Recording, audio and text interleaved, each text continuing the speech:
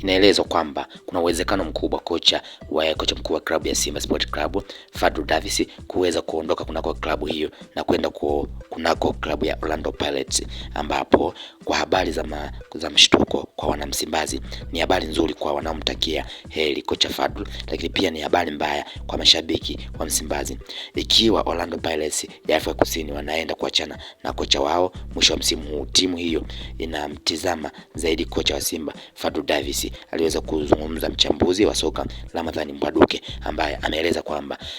katika timu ya Orlando Pirates ya nchini Afrika Kusini ina mpango wa kuachana na kocha wake huyo kwenye msimu huu, na badala yake wanaangalia kwa ukaribu zaidi kocha wa Simba Fadlu Davis kama endapo ana uwezo wa kujiunga na timu hiyo, na hivyo kuahidi kwamba hiyo itakuwa ni habari mbaya kwa klabu ya Simba, lakini ni habari njema kwa wale wanamtakia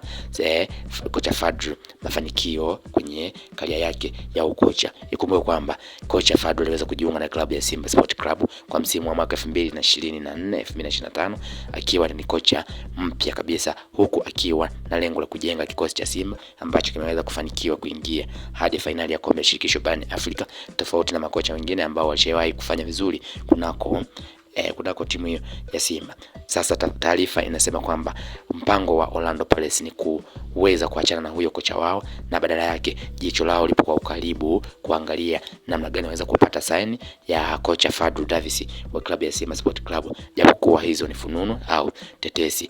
ambazo hazijathibitika kama ni kweli anaweza kuondoka Simba au bado anaendelea kukisuka kikosi ambacho amekisuka, na kwa sasa kimekuwa ni kikosi ambacho kinavutia na wengi wanatamani kukiona kikosi cha Simba kikiwa kinacheza mara kwa mara, kwa kuwa anakitengeneza na bado kinaweza kushindana mpaka kuweza kufikia hatua ya finali ya kombe la shirikisho barani Afrika, huku ambao walikuwa wanadai kwamba kikosi hicho hakiwezi kufika, lakini hatimaye kimeweza kufika. Bahati mbaya wakaweza kukosa kombe hilo.